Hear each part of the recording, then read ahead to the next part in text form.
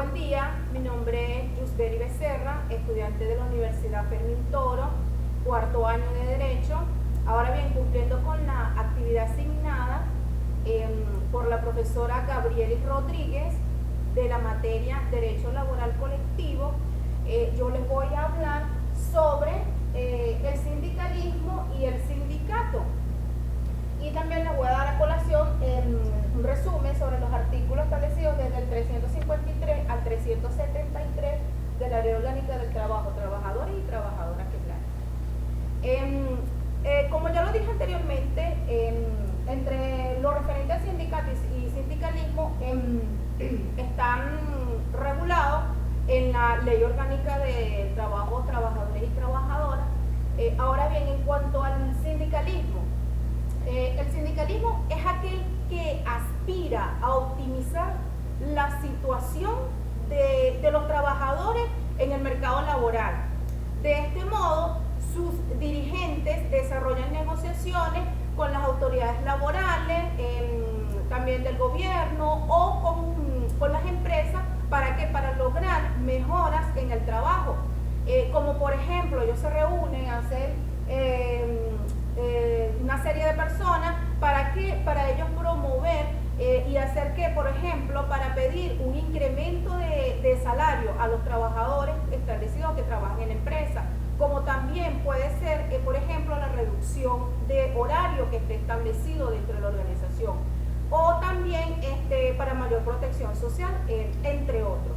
Es decir, el sindicalismo es el movimiento y el sistema que permite la representación de los obreros a través de ¿qué? De una institución conocida como el sindicato.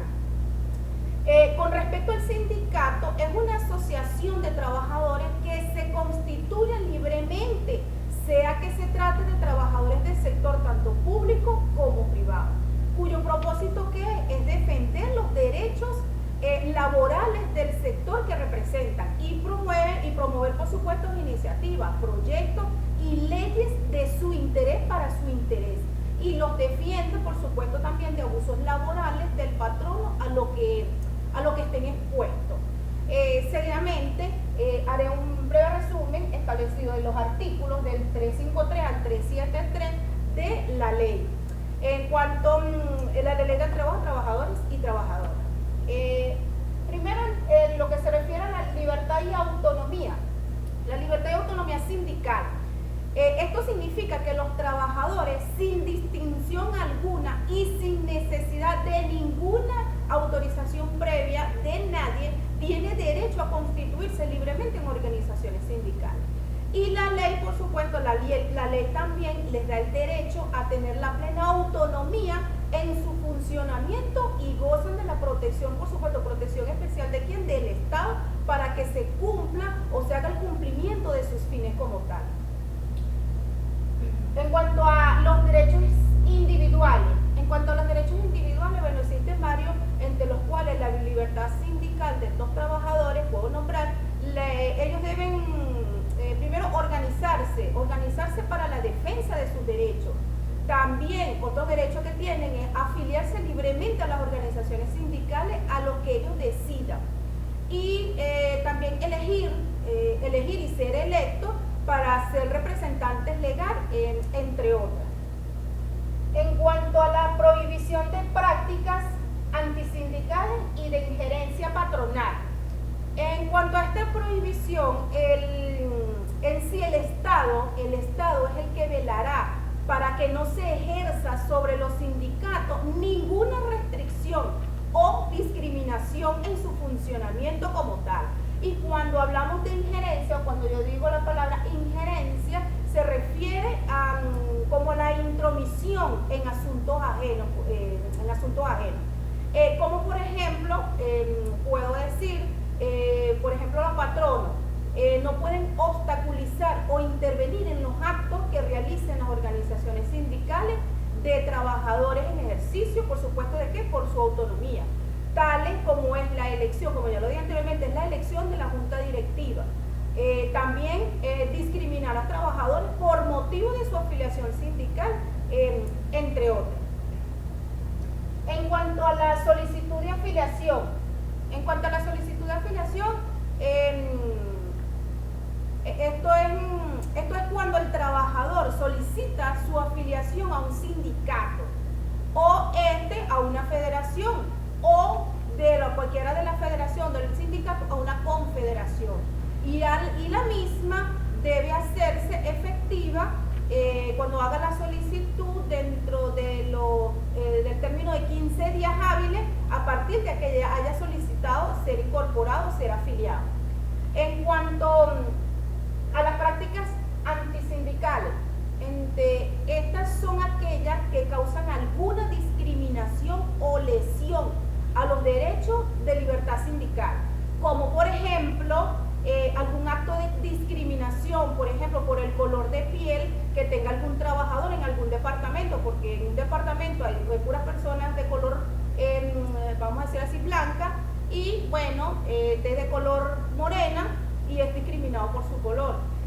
O aquel trabajador que sea despedido injustificadamente solo porque solicitó la afiliación sindical. En cuanto a los procedimientos ante prácticas antisindicales y ante la negativa de afiliación, en cuanto a este tipo de procedimiento, más que todo es el inspector al tener conocimiento de esto, conocimiento de las prácticas antisindicalistas o la negación que tuvo porque solicitó la afiliación, el inspector, luego de tener conocimiento de esto, debe verificar dentro de las 72 horas después de haber recibido el oficio o la diligencia y haber conocido sobre los hechos. De comprobarse, por supuesto, el inspector tendrá 5 días para emitir su providencia administrativa. Si se le niega a un trabajador la afiliación que haya solicitado a un sindicato, por supuesto, ya después de haber cumplido con todos los requisitos y requerimientos exigidos para ser afiliado y que haya transcurrido más de 30 días luego de haber hecho solicitud y por supuesto no haya tenido ningún tipo de respuesta, el interesado principalmente debe recurrir o acudir ante la Inspectoría del Trabajo. Luego en la Inspectoría del Trabajo, bueno, le hará su procedimiento, le dirá el procedimiento a seguir, las pautas que tiene que seguir para continuar con el proceso. Pero lo principal es que tiene que dirigirse a la Inspectoría del Trabajo. En cuanto a las organizaciones sindicales,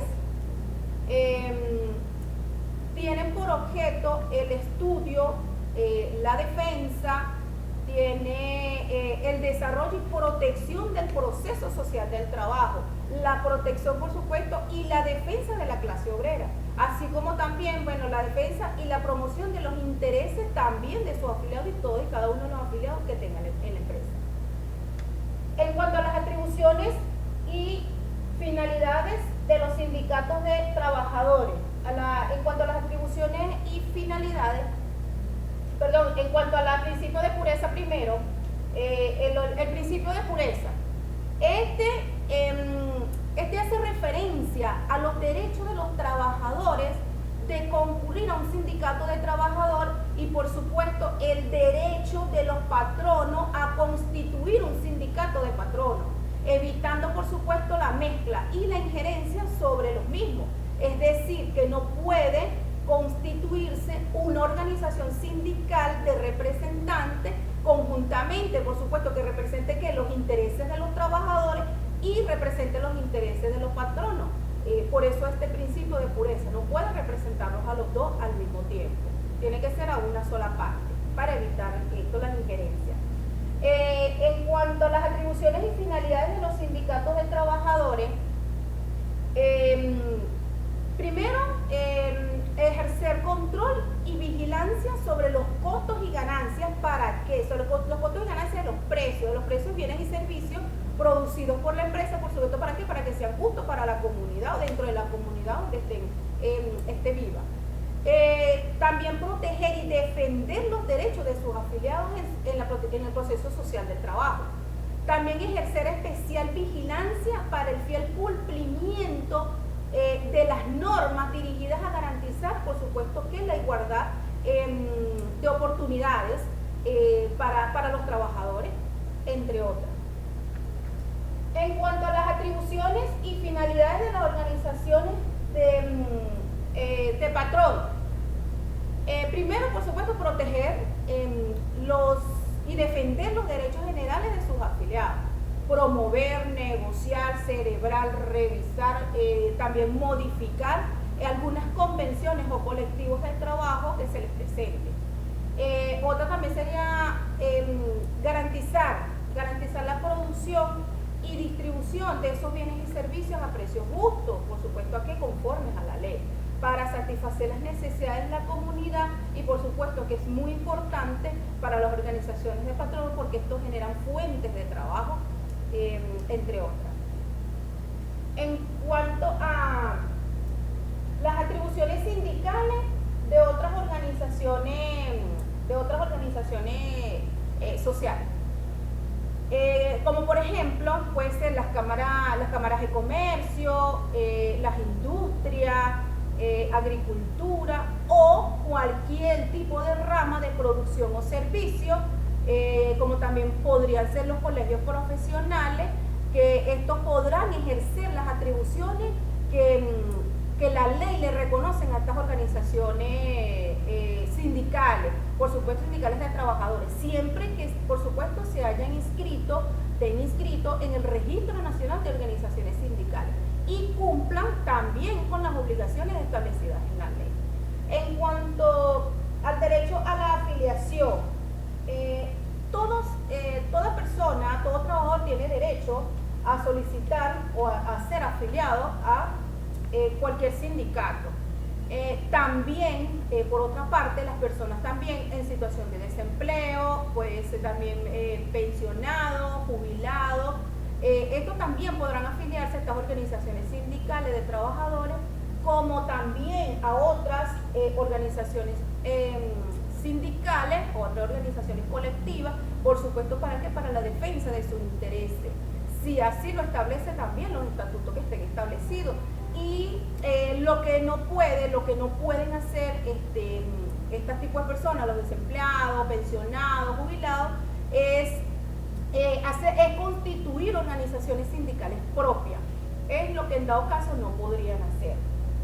En cuanto a las clases de sindicatos y trabajadores, esto pueden ser cualquier o entidades de trabajo, puede ser profesionales, puede ser industria, puede ser o sectoriales también, sectores, entre otros. En cuanto al ámbito, federaciones y centrales, en cuanto a esto, las organizaciones sindicales podrán ser locales, estadales, regionales o nacionales, y según su estructura, que son de primero, segundo y tercer grado. Primer grado porque los sindicatos que afilian directamente a trabajadores o patronos. Segundo grado porque las federaciones que afilian a organizaciones sindicales que pertenecen son de primer grado. Y del tercer grado porque las federaciones o centrales que afilian a las federaciones como tal. De todo lo antes ya expuesto, es concluido que las organizaciones sindicales fueron creadas y llevadas a cabo con la finalidad de satisfacer las necesidades primarias de los trabajadores, buscando acuerdos con los empresarios, también políticos, y normas a seguir y cumplir por ambas partes en beneficio principal de los trabajadores, porque va, por supuesto, con la relación al aumento del costo de la vida, y por ende, ser tan imprescindible, se aseguran los beneficios al trabajador, y más en esta época, situación económica del país, por la pandemia, bueno, que nos azota o azota a todo el mundo. Sí, bueno, el sindicato, por último, también el sindicato, brinda asistencia y acompañamiento a los trabajadores en un sinfín de situaciones que se presentan en la organización, que prueban, por supuesto, que si el trabajador no tuviera o estuviera solo, no se podría o no podría avanzar y ser reconocido como tal. Gracias por su atención.